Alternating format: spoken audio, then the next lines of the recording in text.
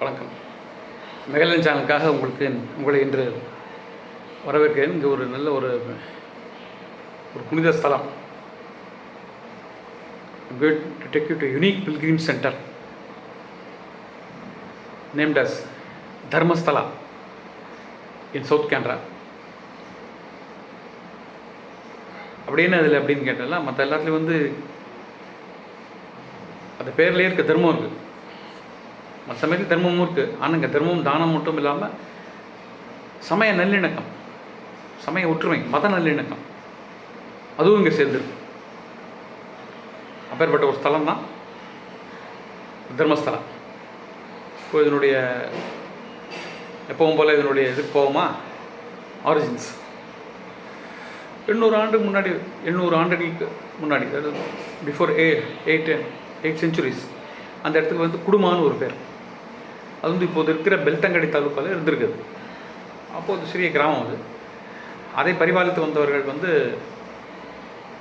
பெர்குடே அப்படிங்கிற ஜெயின மதம், சமண சமயத்தை சார்ந்தவர்கள் அப்படிங்கிற ஃபேமிலி. அவங்க பேர் தான் அவர் சீஃப்டன், அதனுடைய ஒரு கண்ட்ரோலர், அட்மினிஸ்ட்ரேஷன் பேரே தவிர அவர் அது மாதிரி இல்லை. அதாவது மிகவும் அறநெறியை பாதுகாத்ததாகவும் ரொம்ப தர்ம சிந்தனையோடும் அந்த 2 பேருமே அப்படி வாழ்ந்து வந்தார்.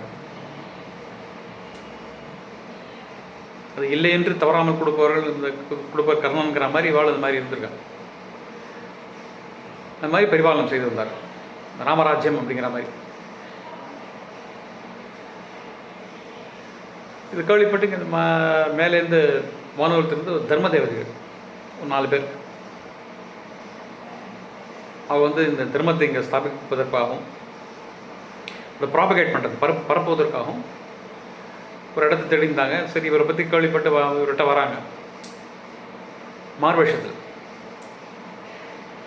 இவர் யாரும் தெரியாட்டாலும் சரி, ஏதோ ஒரு பார்த்தார ஒரு சரி நல்ல ஒரு தெரிந்த ஒன்று நல்ல அவர்களுக்கு நல்ல உபச்சாரம் பண்ணி பூஜைகள்லாம் பண்ணி அவள் நிறையா மரியாதையோடு கௌரவிக்கிறார்கள். அவர்கள் மிகவும் மழுந்து போய் தங்களுடைய உருவத்தை, உண்மையான உருவத்தை காட்டி தங்க பர்பஸை சொல்லி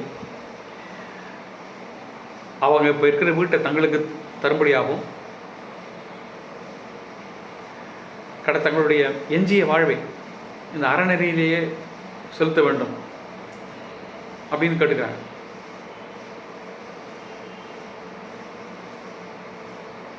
எந்த கேள்வியும் மறுகேள்வி கேட்காமல் உடனேயே அவர்கள் அது பகுதியிலே ஒரு வீடு போன்ற ஒரு சின்ன வீடு தங்களுக்காக கட்டிக்கொண்டு இதை அவர்களுக்கு கோயில் போல் மாற்றி அதில் ஒரு 4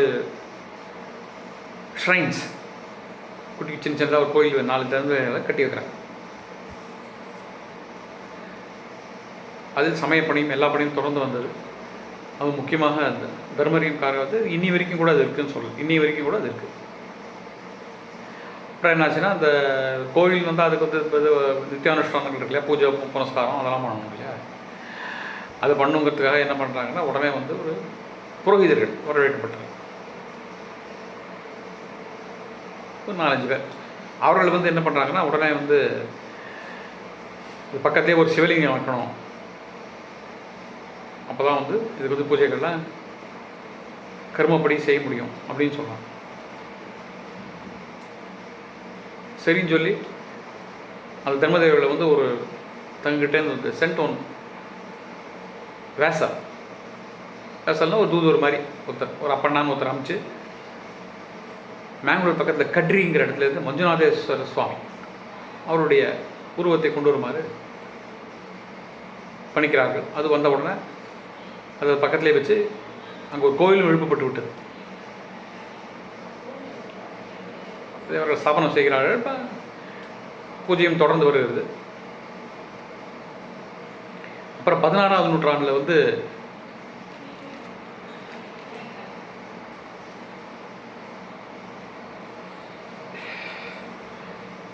உடுப்பி மடத்துலேருந்து ஒரு பெரிய சுவாமிஜி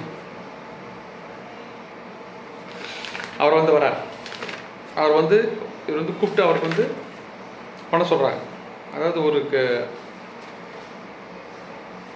அதாவது அந்த வழியில் வந்த இப்போ அப்போ அந்த சீஃப் டைம்னா அவர் அதுக்கு ஒரு அவருடைய வம்சாவளி இருக்கும் இல்லையா, அதில் வந்தவர் வந்து ஹெக்காடைன்னு ஒருத்தர் வந்து அவர் என்ன பண்ணுறாருன்னா, ஹெக்காடைங்கிறது இந்த பர்குடையருடைய மருவி வந்த ஒரு பெயர். அவர் என்ன பண்ணுறாருன்னா, ரொம்ப ஃபேமஸாக அந்த பக்கத்தில் ரொம்ப எல்லோரோடும் வணங்கப்பட்ட, எல்லோரோடும் இது மரியாதைப்பட்ட ஒரு உடுப்பிலேருந்து ஒரு சுவாமிஜியை வர வைக்கிறார். அந்த சாமிஜியை வர வச்ச உடனே அவர் வந்து, ஏன்னா இது ஒன்றும் ஆகம விதிப்படி பண்ணலையா அப்படின்னு கேட்ட உடனே, சரி நீங்கள் பண்ணுங்க அதை அப்படின்னு. சரி இது வரைக்கும் பண்ணுறாரு, நீங்கள் திருப்பி அதை பண்ணுங்க அப்படின்னு சொன்ன உடனே அவரும் அதை பண்ணி ஒரு புனருத்தாரணம் கோவிலுக்கும் பண்ணி ரொம்ப சந்தோஷமாகிட்டு எல்லாத்தையும் பண்ணி வைக்கிறார். இவருடைய அதாவது இந்த ஃபேமிலி, இந்த ஹெக்காடையனுடைய ஃபேமிலியினுடைய பக்தியும் ஸ்ரத்தையும் உண்மையான அந்த அன்பையும் அந்த அறநெறியும் கண்டு ரொம்ப சந்தோஷப்பட்டு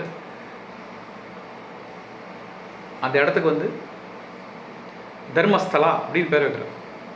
இனிமேல் அப்படி தான் அழைக்கப்படும் அப்படிங்கிறார். ஏன்னா இங்கே தானம் தர்மம் மட்டும் இல்லை, மத நல்லிணக்கம் இருக்கிறது. அதாவது கோயில், இந்த ஊரை வந்து கோயில் நிர்வகித்து வந்தவர்கள் வந்து ஜெயினர்கள், ஜெயின்ஸ், சமண மதத்தின் தமிழில் சொல்கிறது. அதில் வந்து பூஜை செய்கிறது இன்று கூட வைஷ்ணவர்கள். ஆனால் அங்கே இருக்கிற சுவாமி சிவன். So 3 different communities. அது பேர் அந்த மாதிரி இருந்த அப்படின்னு பேர் அப்படின்னு சொன்னால் கூட they live in harmony. ஒரு பூஜையும் அவங்க தான் பண்ணுறாங்க, அந்த மனுஷன் பண்ணுறாங்க, இவர்களை வச்சு தான் பண்ணுறாங்க, இவர்களும் பண்ணுறாங்க. அந்த மாதிரி இருக்குது. இன்னும் கூட இங்கே ஜெயினுடைய அவரோட கோவில் கூட இங்கே வசதி அப்படின்னு சொல்லிட்டு, அப்புறம் இன்னொரு அந்த மகாபலி அவருடைய ஒரு ஸ்டாச்சு கூட பெருசாக இருக்குது. ஆனால் எங்களால் அது போக முடியல. நாங்கள் வந்து சிவன் கோயிலோடு நிறுத்திட்டோம். இந்த சிவக்ஷேத்திரங்கிறதுனால இதோடு பார்த்து நாங்கள் நிறுத்திட்டோம்.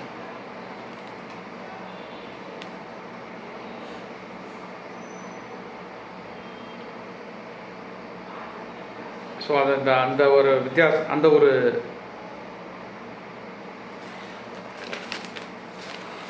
இன்று வரை இப்போ இன்றைக்கி இருக்கிறவர் வந்து பேர் வந்து வீரேந்திர ஹெக்காடே.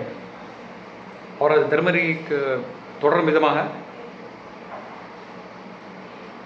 யூனிவர்சிட்டிஸ்லாம் கட்டி, பல ஸ்கூல்ஸ் காலேஜஸ்லாம் கட்டி, இன்னும் மெடிக்கல் சயின்ஸ், எஜுகேஷன்,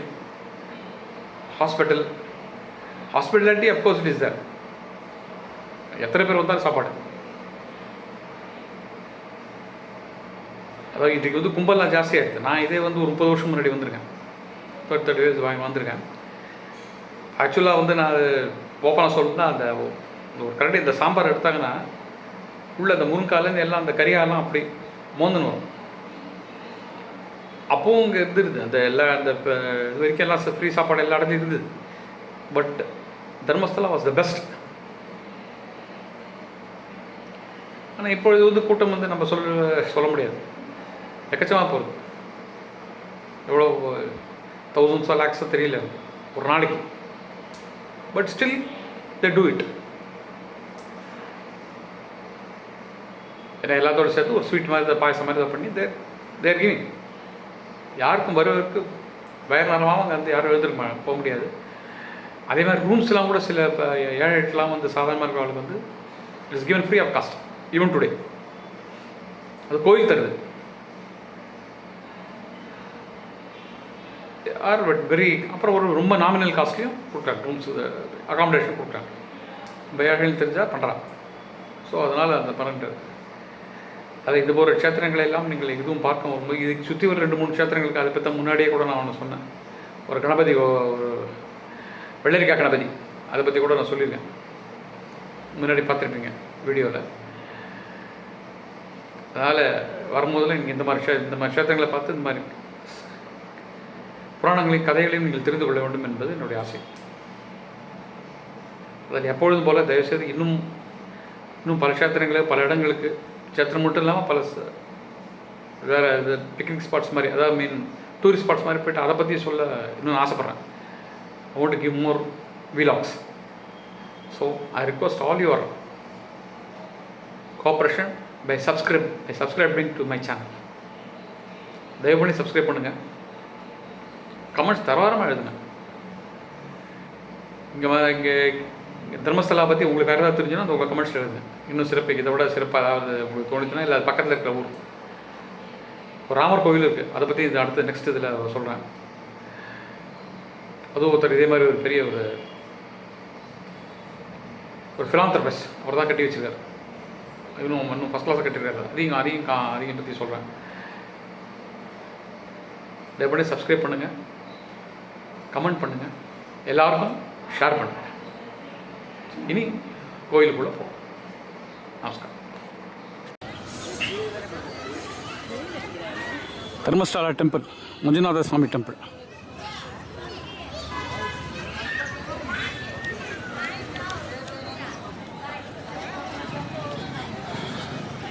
ಏನು ಹೋದ ಸತಿ ಬಂದಾಗ ನೋಡಿದ್ದೇನು ಬಂದರೆ ಏನು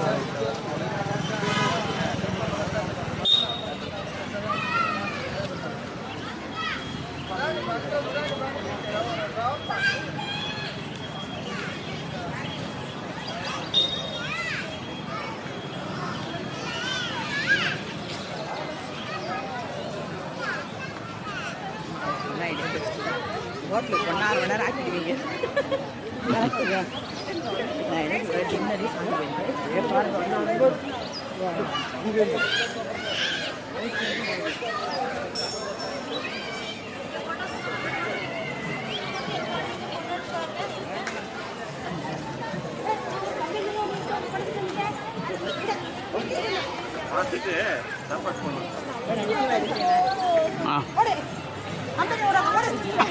அப்படிவா முன்னாடி போ.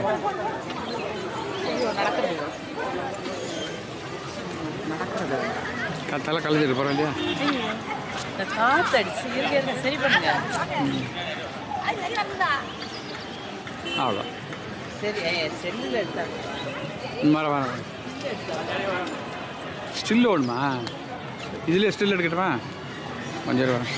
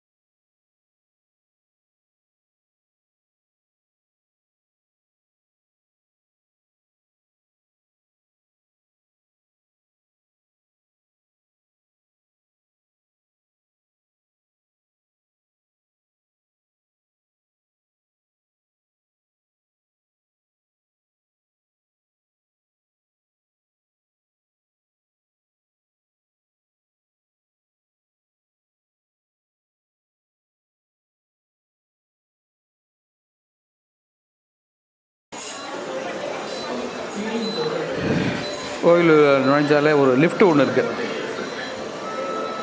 அதாவது வந்து சீனியர் சிட்டிசன்ஸ்க்கும் இந்த படி ஏற முடியாதவங்களுக்கும் அங்கே மெயின் க்யூவில் போக வேண்டாம். சிட்டிசன்ஸுக்கு ஒரு தனி ஒரு சேனல் மாதிரி, அதாவது வந்து ஒரு படி சைட்லேயே பாருங்கள் ஒரு சேர் மாதிரி போட்டது, ஜஸ்ட் லைக் லிஃப்ட். இப்படி பேட்ரி ஆப்ரேட்டடு. அது பாருங்கள், அந்த சேர் இருக்குது, அந்த அம்மா உட்காந்துறாங்க இல்லையா, அது அப்படியே மூவ் ஆகி மேலே போயிட்டு திருப்பி அதே மாதிரி கீழே வரும். கிட்டத்தட்ட ஒரு 20 படி இருக்குது. ஆனால் கொஞ்சம் செங்குத்தான படி. போனால் நேராக அப்படியே சன்னதி உள்ள போயிடலாம். அடுத்து சாப்பாடு தர்மத்திலான உண்டான தர்மத்திலா பேர் உண்டான இந்த ஊட்டா உணவு கூடம். எனக்கு பின்னாடி இருக்காரு அவர் கூட தான் கேட்டேன். Free meals. எத்தனை பேர் எத்தனை ஆயிரங்கள் எவ்வளோ பேர் வந்து அந்த உணவு கூட பாருங்க. அந்த எண்டே பார்க்க முடியாது உங்களால். நாங்கள் இந்த பக்கத்தில் உட்காந்துருக்கோம். அந்த ஸ்டார்டிங் அந்த சைடு இருக்கு. அவ்வளோ பெரிய ஹால் இது. எவ்வளோ பேர் உதவ உட்காரலான்றது அது எண்ணி தான் பார்க்கணும். 5-6 வருஷம் ஒரு வருஷத்துலேயே ஒரு 300-400 பேர் உட்காரலாம். அப்படின்னா நீங்கள் கணக்கு பண்ணிங்க எவ்வளோ பேர் வருவாங்க. சைடில் வந்து ஒரு சேர் இது மாதிரி போட்டு யாரை உட்கார முடியலையோ அவங்களுக்கு. கோயில் விட்டு இப்போ வெளியில் வரோம். இந்த நைட்டு இது இந்த பியூட்டிஃபுல் நைட்டில் அந்த இலுமினேஷன் பாருங்கள் எவ்வளோ அழகாக இருக்குது. தர்மம், தானம், இது வெறும் கோவில் மட்டுமல்ல. தர்மம், தானம் மற்றும் மத நல்லிணக்கம் உள்ள நல்ல இதயங்களுக்கு நடுவே நாம் நடந்து செல்கிறோம் என்பதை உணர வேண்டும். அதுதான் இந்த கோவில். வருக, எல்லோரும் வந்து இறையருள் பெறுக.